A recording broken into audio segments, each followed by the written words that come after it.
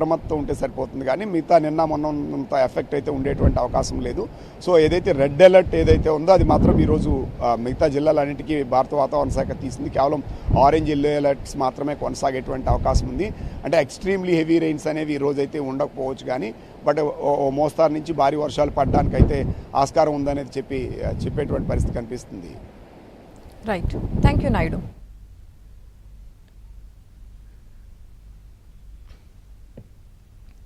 నిన్న మధ్యాహ్నం వరకు ప్రశాంతంగా ఉన్న వాతావరణం ఒక్కసారిగా మారిపోయింది. కమ్ముకొచ్చిన మేఘాలతో చీకట్లు అలుముకున్నాయి. వానకు గాలులు కూడా తోడయ్యాయి.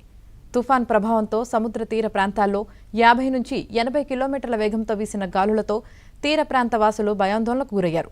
గాలులకు చాలా ప్రాంతాల్లో భారీ వృక్షాలు, విద్యుత్ స్తంభాలు నేలకొరిగాయి.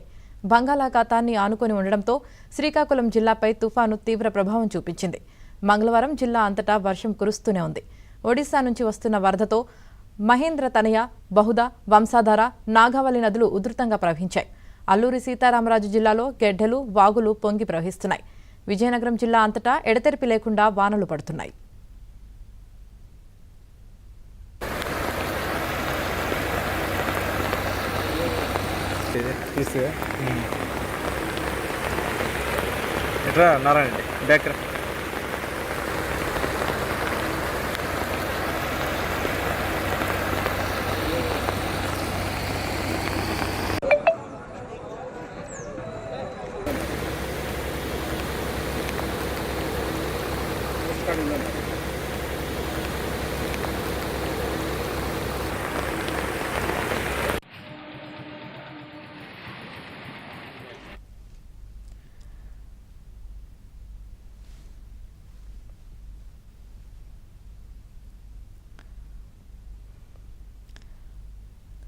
మోంతా తుఫాను ప్రభావం కాకినాడలో ఏ విధంగా ఉందో తెలియజేయడానికి ప్రస్తుతం కాకినాడ నుంచి మా ప్రతినిధి అప్పారావు